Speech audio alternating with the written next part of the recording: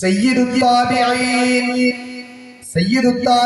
എന്നറിയപ്പെടുന്ന ബഹുമാനപ്പെട്ട ഹസനുൽ ബസരി റളിയല്ലാഹു തആല അൻഹുവിന്റെ സവിധത്തിലേക്ക് ഒരു പ്രാവശ്യം ഒരു സ്ത്രീ അവിടുന്ന് ഓടി വരികയാണ്. വന്നിട്ട് പറയുന്നു, ഹസനുൽ ബസരി, എനിക്കൊരു മകളുണ്ടായിരുന്നു, അവൾ മരിച്ചുപോയി. അവളെ കാണാത്ത, അവളില്ലാത്ത വല്ലാതെ വേദനയാണ്, വല്ലാത്ത വിഷമമാണ്. എനിക്ക് അവളെ ഒന്ന് സ്വപ്നത്തിലെങ്കിലും ദർശിക്കണമെന്ന് പറഞ്ഞുകൊണ്ട്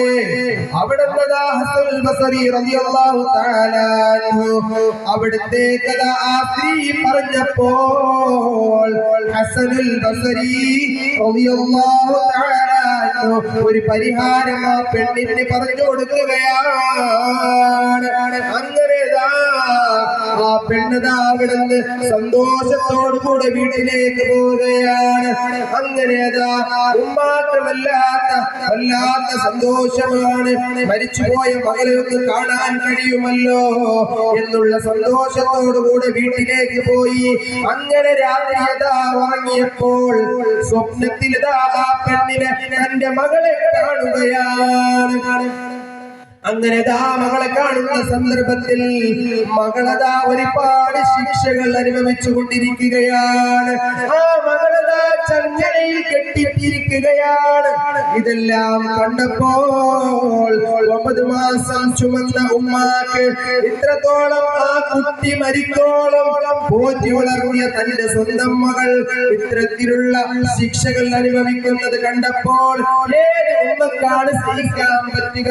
ഉമ്മാക്ക് വല്ലാത്ത വേദനയായി, വല്ലാത്ത സങ്കടമായി.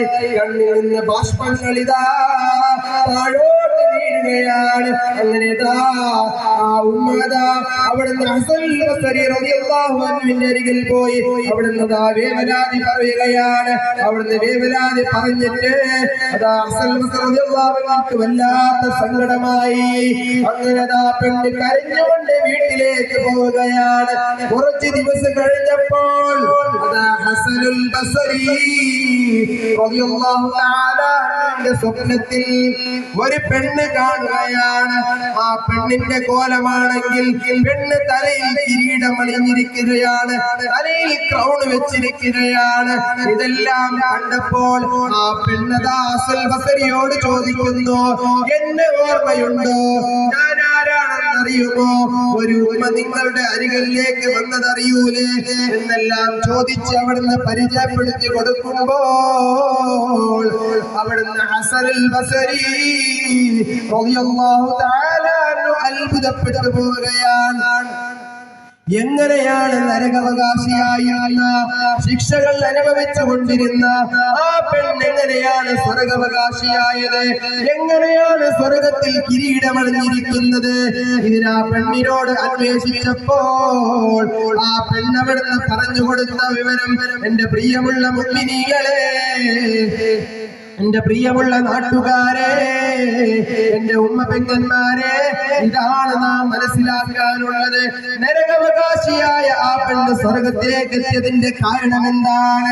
അവിടുന്ന് പെണ്ണ് പറഞ്ഞു കൊടുക്കുകയാണ്, കിടക്കുന്ന മക്ബറ തൊട്ടടുത്ത് നടന്നു പോയി ആരോ ഒരൊറ്റ സ്വലാത്ത് ഹദിയ ചെയ്തതാ. അങ്ങനെതാ അവിടുന്ന് കടന്നിരിക്കുന്ന ആ ഖബറിന്റെ അരികിലോട് കൂടെ ആരോ ഒരാള് സ്വലാത്ത് ചൊല്ലിക്കൊണ്ട് പോയത്രേ. പരിചയമില്ലാത്ത ഒരാള് അവരതാ കടന്നുകൊണ്ടിരിക്കുന്ന, ശിക്ഷകൾ അനുഭവിച്ചു കൊണ്ടിരിക്കുന്ന ആ ഖബറിന്റെ അരികിലോട് കൂടെ ഒരാരോ ഒരാൾ ഒരു സ്വലാത്ത് പറഞ്ഞു ചൊല്ലിക്കൊണ്ട് ഹദിയ ചെയ്തു പോയി. ആ ഹദിയ ചെയ്തതിന്റെ കാരണം എന്താ എന്നറിയുമോ? 550 പാപികൾ അതിലുണ്ട്. അവർക്കൊക്കെ മാപ്പ് കൊടുത്തു റബ്ബിത് കൊള്ളുണ്ട്. അതിൽപ്പെട്ട ഞാനും വന്നു കിട്ടിന ജാത്ത്. സുഹൃത്തുക്കളെ, അതുകൊണ്ട് ചൊല്ലു സ്വലാത്ത്. 550 പാപികൾ ഇരുന്ന മഖബറയിലൂടെ കൂടെ ഒരാൾ ഒരു സ്വലാത്ത് ചൊല്ലിക്കൊണ്ട് ഖബറാളികളെ ഹദിയ ചെയ്തു പോയതാണ്. അതിന്റെ കാരണം എന്താ എന്റെ പ്രിയമുള്ളവരെ? നരകാവകാശിയായി ചങ്ങലയിൽ കെട്ടപ്പെട്ടിരുന്ന ആ സ്ത്രീയതാ സ്വർഗാവകാശിയായി മാറിയ ചരിത്രം ഞാനും നിങ്ങളും പഠിക്കുമ്പോൾ എന്റെ പ്രിയമുള്ളവരെ, സ്വലാത്തിന് അത്രമാത്രം പ്രാധാന്യമുണ്ട്, സ്വലാത്തിന് അത്രമാത്രം പവറുണ്ട്. പിന്നെ വേണ്ടത് എവിടെയാണ്? ആ സ്വലാത്ത് ഖൽബിൽ വേണം. ആ സ്വലാത്ത് ചൊല്ലുമ്പോൾ ഇഖ്ലാസ് ഉണ്ടാകണം, നമ്മുടെ ഖൽബിൽ ഈമാൻ ഉണ്ടാകണം. സ്വലാത്ത് ചൊല്ലിയാൽ എന്റെ വിഷമം മാറും, എന്റെ ദുഃഖം മാറും, എന്റെ സങ്കടങ്ങൾ നീങ്ങിക്കിട്ടും, എന്റെ രോഗങ്ങൾ മാറും, എന്റെ എല്ലാ ദുഃഖങ്ങൾക്ക് പരിഹാരമായി കിട്ടും എന്നുള്ള വിശ്വാസം നിന്റെ ഖൽബിലുണ്ടോ എങ്കിൽ പ്രിയമുള്ളവരെ, എന്റെ എല്ലാത്തിനും മരുന്നാണ് ഈ പരിശുദ്ധമായ സ്വലാത്ത്. അല്ലാഹു തആല ഈ സ്വലാത്ത് കൊണ്ട് വിജയിക്കുന്നവരുടെ കൂട്ടത്തിൽ അല്ലാഹു നമ്മൾ എല്ലാവരും ഉൾപ്പെടുത്തട്ടെ. നമ്മുടെ കുടുംബക്കാരുടെ മേലും നമ്മുടെ മാതാപിതാക്കൾ, നമ്മുടെ മരണപ്പെട്ടു പോയി ആരെല്ലാം ഉണ്ടോ അവർക്കെല്ലാം സ്വലാത്തുകൾ പറഞ്ഞ് ഹദിയ ചെയ്യാനുള്ള ഒരു ഏർപ്പാട് നാം ഇന്ന് മുതൽ തുടങ്ങണം. ഇൻഷാ അല്ലാഹ് അത് വലിയൊരു നേട്ടമാണ്. അല്ലാഹു തആല നല്ല ഇഖ്ലാസോടുകൂടെ നല്ല ഈമാനോടുകൂടെ സ്വലാത്ത് ചൊല്ലുന്നവരിൽ അല്ലാഹു തആല നമ്മെ ഉൾപ്പെടുത്തട്ടെ.